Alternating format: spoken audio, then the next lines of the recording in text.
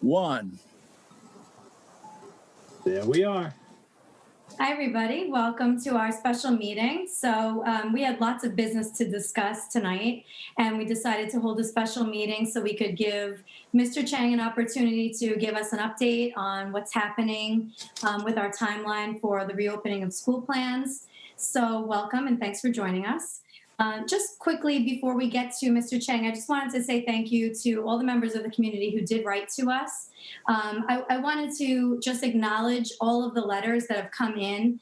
A lot of them are long and have lots of questions and would require very custom responses, and we don't want anybody to feel that they're being overlooked right now, but we have to spend our time as much as we can focusing on these reopening plans. So what we really would like to do is say thank you for writing and know that we have read every single letter that we've gotten. We are vetting a lot of the questions that we got, looking into some of the suggestions that we've gotten as well. So hopefully tonight we can clear up some of the questions and concerns people have. We do want to make the community feel better of knowing what our plans are and how we're moving forward. So I'm sorry if you haven't received a response as of yet, but we are working really hard on those plans. So thank you again for putting them through to us, and we're going to be getting to answering some of those questions. So I am going to turn it over to Mr. Chang and let him tell us where we're at right now and what our next course of action will be. Thank you, Madam President. There are a couple of things that I want to report out today. One is where we are with our committees, what we've been discussing. I think that a lot of people are craving some of the discussion points that we've had in those meetings. And then also in terms of our thinking, our rationale, some of the things that we are dealing with. I also want to reassure people that a lot of what you're thinking and a lot of the questions that have come in, certainly we acknowledge those levels of thinking, and we do. I can honestly say with all intent that we have thought about a lot of those things very carefully, and we're going to continue to do so. So there, I don't want people to presume that I am in an isolation or in a vacuum with my team, because we're not. We've communicated with many stakeholders. Also with other school districts. I've communicated yesterday, just last night. I was texting with a colleague from Rockland County. I was texting with a colleague from Westchester. I was on a phone call with superintendents just last week, all of Nassau County, and just listening to kind of what their plans are, what they're struggling with. I could tell you that a lot of those things that we've been thinking about align very much with some of the questions and concerns that have come in. So to start off, when people are concerned about how we're looking at bringing our students back, we are looking at the constraint of social distancing. That is a true constraint that's out there. But that does not mean that we're not looking for other solutions. In my recent letter, I had also put out that in that day, we had a conversation with our curriculum and instruction committee in the subcommittee, and we talked about what is being defined at the state level of social distancing. Is it 6 feet? Is it a barrier? And in those conversations, we started to explore the idea of a desk guard that may align to allow us to be able to bring some students back into the building so that they can be with their teachers and safely be socially distanced. So we've explored those things, and that seems to be an avenue that we're going to continue to explore. But I can tell you that we've also looked at space. We've looked at exterior spaces. We looked at other spaces throughout the community in terms of just assessing how we would make that work and how we would make that happen. There are two concerns that come up with that. Anytime we make a decision and we think about splitting up spaces so that you have a classroom with 12 maybe in one place and in another place, you're also talking about supervision and adding on personnel. So just as an example, if I was talking with, again, Chris this morning, as well as Robert when he came into the room, about the possibility of let's take a look at Hewitt and what the numbers look like in Hewitt. So we just looked at K-2, and we figured there's maybe about 12 K-2 sections that we have in Hewitt, just alone. Then you look at what that would need to split so that we would have 12 in a classroom where we could be socially distanced. Well, when you look at that, you're adding 10 staff members to supervise that room. 10 staff members at possibly anywhere from $60,000 to $70,000. Do the math on that, just in that area alone is about $600,000 to $700,000 that we're looking at. So, and you look at that and you look at all the buildings that we have 7 buildings. You look at the sheer volume of students that we have, and those are kind of the constraints that we're dealing with. Additionally, we don't have that much space to go to. And if we were to look outside in those, whether it be tents or whether it be in other storefronts, as people have suggested, schools are built a certain way, and there's a specific cost that goes into them so that they are code ready, basically to ensure that it's safe for students to be in those areas. Any of those spaces that we look at, we would have to look into whether or not they are specified by code, they're approved by the department, and that goes the same for tents too. I was having another conversation today with tents. If you decide to put sides onto the tents, that now becomes a building structure, and they look at it as in terms of the code to look at those things. So we are looking into these things. It just seems to be like every place we go, there's other problems that start to compound itself as we move forward. We've also looked at the idea of having open air tents. But it sounds great when we have open air tents and the weather is great. But what happens when, it's not consistently 72 degrees outside and it starts raining and there's massive heat waves that come up early in September that we know of? What do we do then?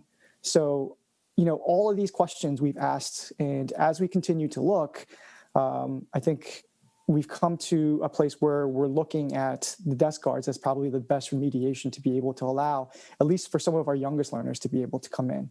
And that's some of the conversations that we're going to have moving forward, and we're also going to need some legal guidance on that. So those are all the spatial issues and constraints that we've been dealing with. It's not easy. We know that we want to have a goal of bringing our kids back, but we're going to be driven by the safety and well-being of our students and staff in terms of our final decision and what we do. We're going to make every effort to do so. At the same time, that's just in person and trying to bring everybody back in. If we are in a position where we have to go with a hybrid, we did put out a plan in terms of what an A and a B day would look like in my recent letter. We are not fully firmed up with what a schedule would look like at each of one of those schools. That's the work that we're doing this week with our principals, whether that's at the high school, the middle school, and the elementary school. So I'm hoping to be able to get a schedule out to parents, at least a sample schedule, by the end of this week. We'll probably look at individualized schedules that go out for the school levels, the following right after that, that are more in tune with the needs of each and every one of those schools. So that's what we're looking to do this week, and to be able to provide some information in those things. We are also in conversation about bringing our professional development days to the front of the calendar. And what that would look like is maybe having a couple other superintendent conference days, and to be able to move those days to the front of the calendar. And we're in the process of firming that up so that our teachers can be ready and have the professional development they need before we transition in. So those are some of the things that we've been grappling with. I could tell you this, when I talk to other school districts and what they're able to do, they're telling me that they're able to social distance. I know that, some of my other colleagues were also talking about, bringing in desk guards. And some of them had already ordered some of the desk guards. They may have had to cancel these because they're not specific to the requirements that the state education department requires. Even the first initial ones that we're looking at, I could tell you, we thought we had a solution. We thought we may be able to make a recommendation to the board. But when we looked at it in terms of the state education department's requirements, they didn't meet those requirements. So we're continuing to look at some avenues where we may be able to find some desk guards that are in line with what the department requires. So there's a lot going on. I don't want people to think that we're not listening. I don't want people to think that we're not thinking through these things.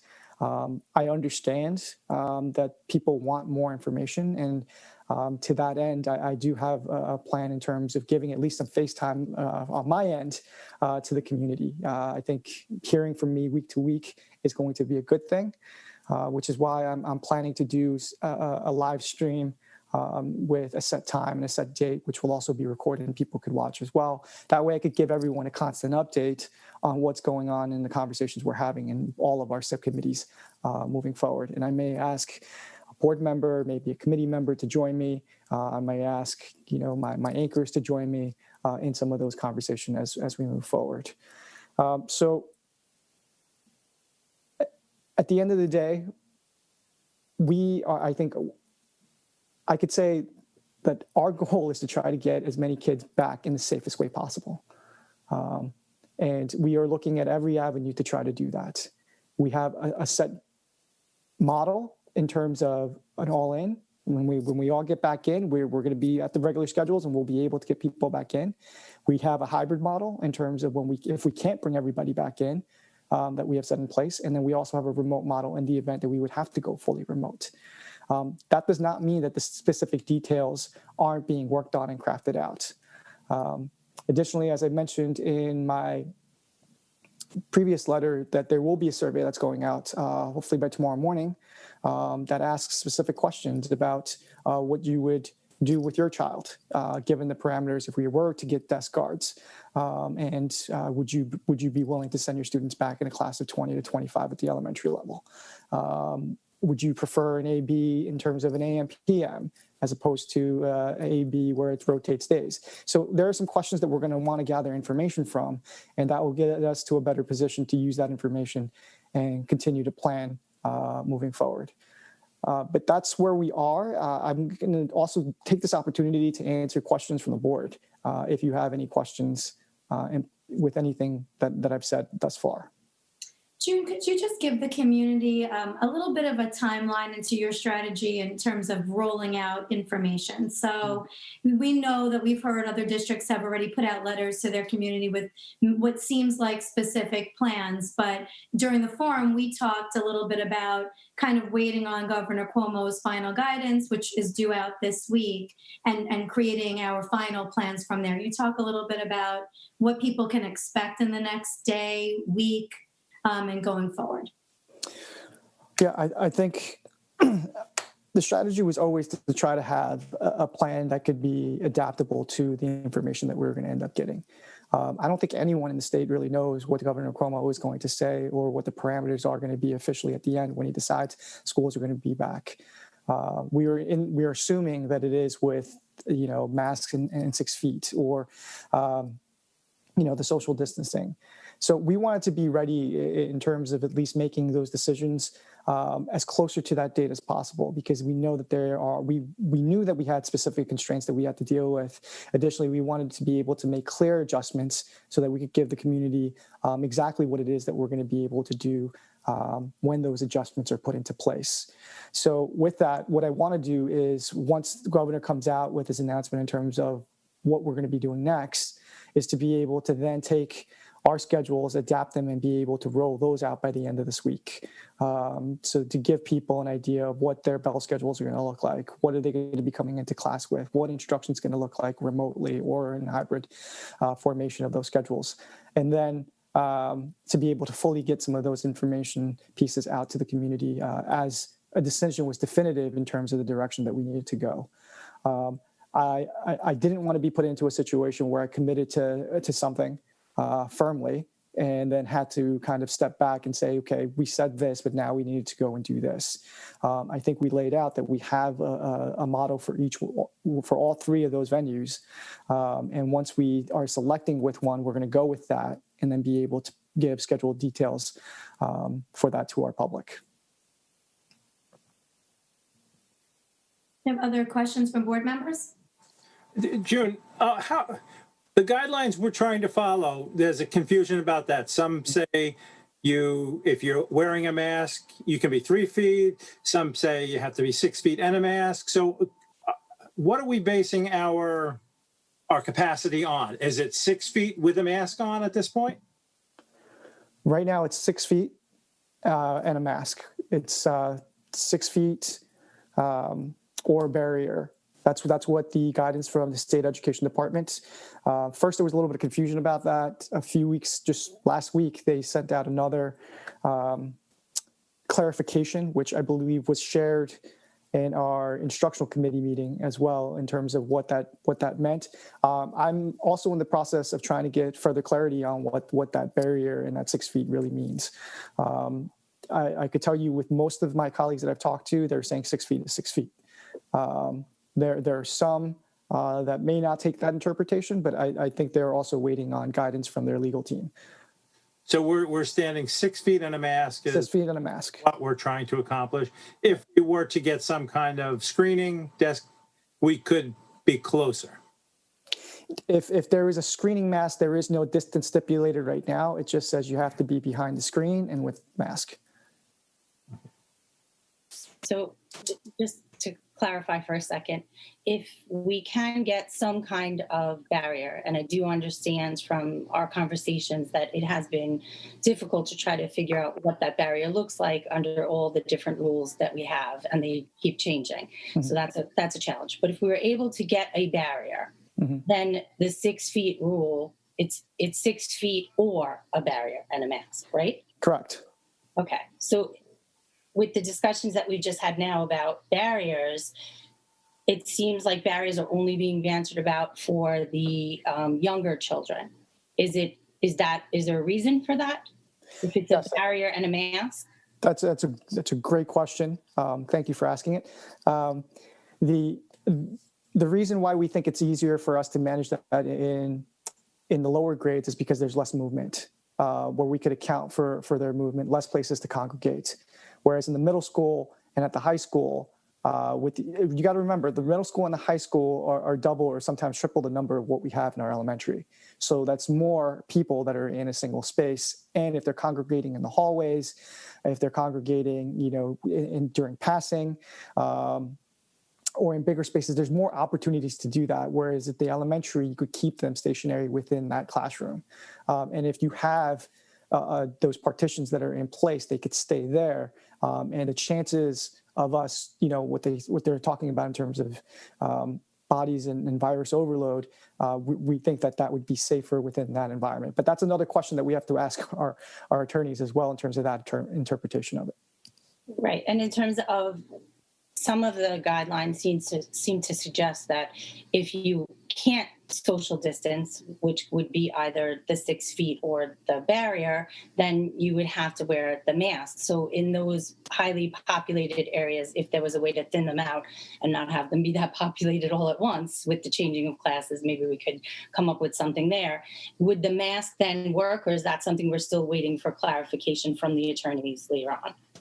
In terms of some of the conversations that we've had, everyone, the people that I've talked to, the understanding is the social distance aspect and a mask, so that you would need both. The mask part is those incidental passings where you might not have a lot of time in that space and be able to move around.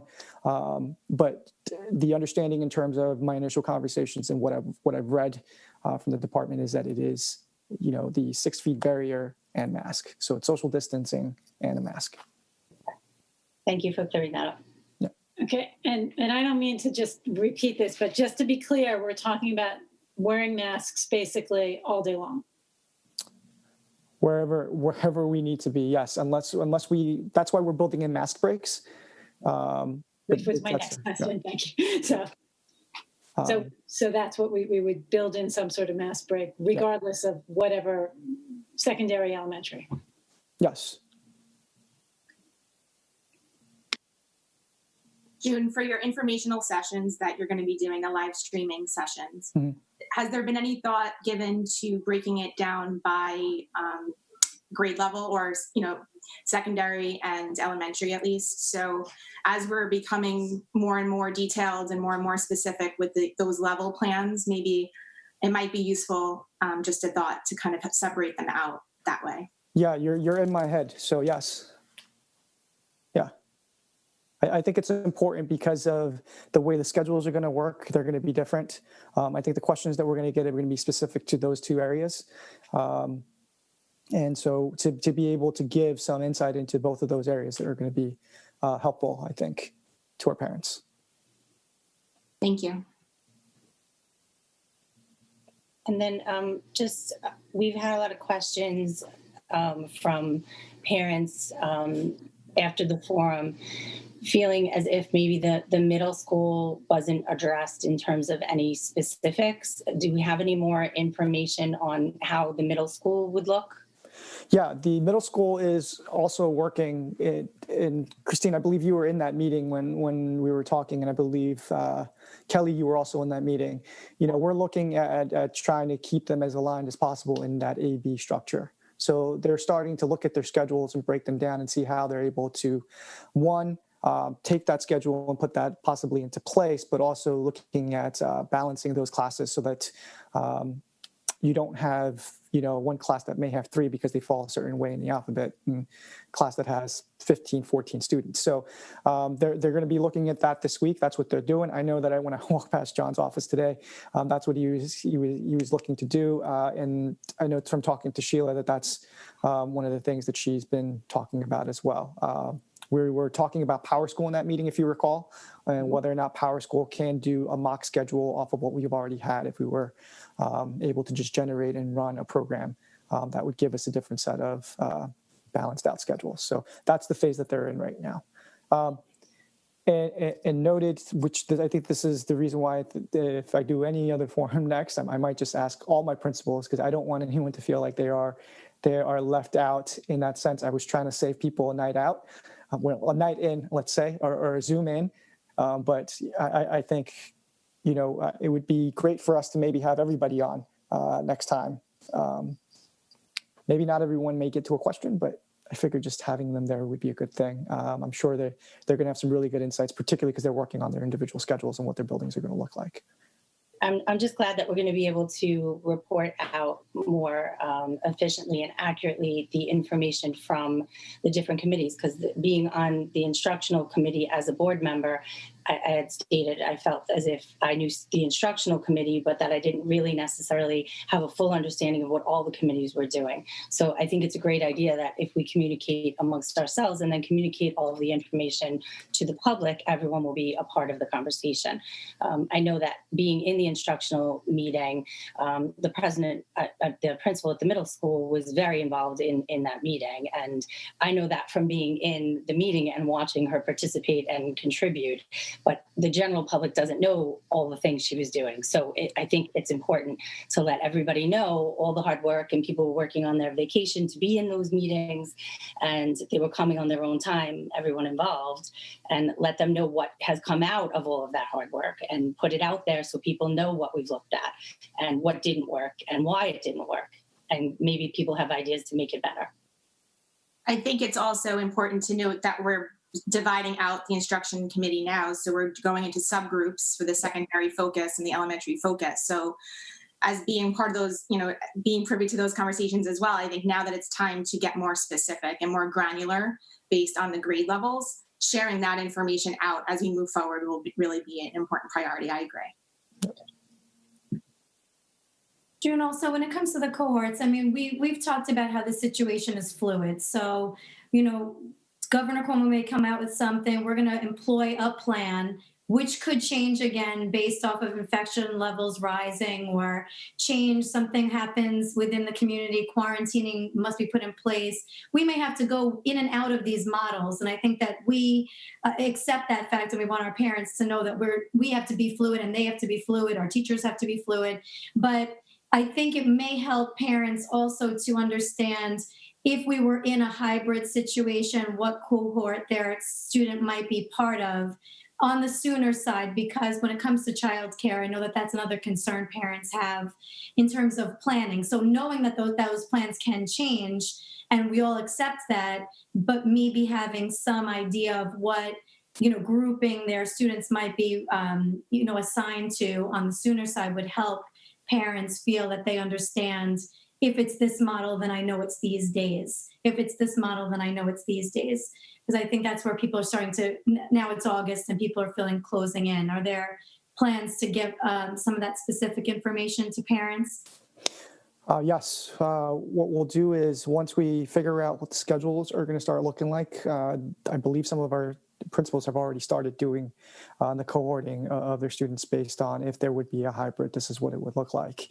Once we kind of get through this week, we'll give the go ahead, and we'll try to have a planned rollout to make sure that people are getting the information that they need about which cohorts, what days that they would come in, what the A day, what the A week would be, what the B week would be,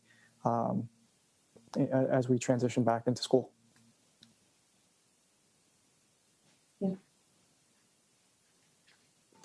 So you're thinking sometime next week we'll start rolling out some type of schedule, the possibility of some schedules. Yeah, the plan is, now the plan could always get thrown up on, but the plan is to have some sample schedules out of what a day would look like, both remote and both hybrid.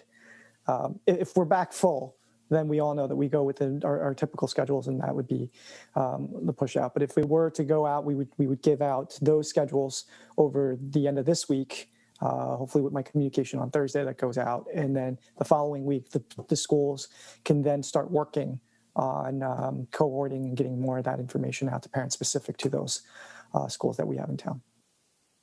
Thank you. Any other questions from board members? In terms of the safety committee, we did have a lot of questions that by parents that were written in with regard to issues that we've had in the past, even without a crisis like COVID, of the nurses' rooms being small and how specifically we would manage children with symptoms and then children that were symptomatic of something else or had an injury, and how we're going to keep everybody safe. Can we talk soon about how we're going to accomplish that? People are very concerned about it. Yeah, I could tell you that we've been talking about it. Mr. Bartels and I even had a conversation this morning about, the possibility of maybe using tents there. But I think there's, the requirements that are required by the state education department, I think has also kind of put a little damper in terms of our tent and the usage of that in specific areas. So we're going to continue to look at that. And once we have information, we'll definitely share. I think we're very well aware that we want to be able to provide areas where we may be able to isolate, where we may be able to get information, get people in, be seen, and then to be able to get them the proper levels of treatment and attention that they need. That's going to be coming down the line as we start figuring that out more in terms of our committee. And I'll be happy to report that out as one of our live streams come out soon.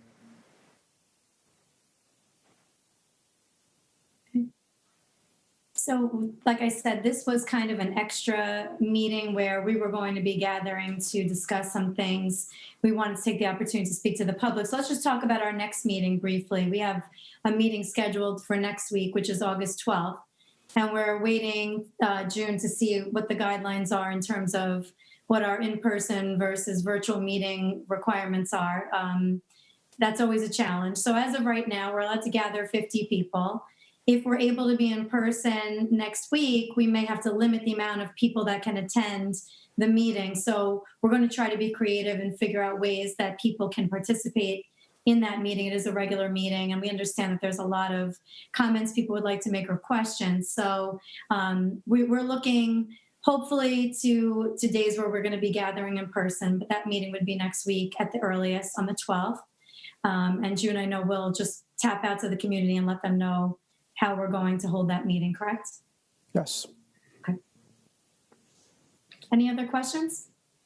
If we do end up having to have that meeting in a hybrid type form where we're live in some capacity and then sending out via Zoom into an annex room like someone had suggested in a letter like we do for Red and Blue, or if we have a live stream and an in-person, is there going to be a way that the community can participate via questions live like they would if they were at a microphone, even though they may not have the opportunity to do that? I think we would have to look at our capacity to be able to do that, one, and then we could look into some way of possibly doing that. But I don't have a firm answer for you yet, but certainly something we could look at. Thank you. Any other questions? Thank you, Mr. Chang, for the update. We appreciate it. Thanks, everybody, for their hard work. I know the community is eagerly awaiting the plans, and we just ask for people to be patient and understand how much hard work is going into every little thing, every small detail is being looked at right now. And we understand. We do want you to feel better about where we're at. We hope we gave you some information tonight to get you started. And we will be putting in some of these communication strategies to help kind of increase the amount of information coming out. So thank you for your patience. And I'd like to ask for a motion to retire to executive session to discuss specific legal implications for reopening plans. So moved. A second? Second. Any questions? All in favor? Aye. Aye.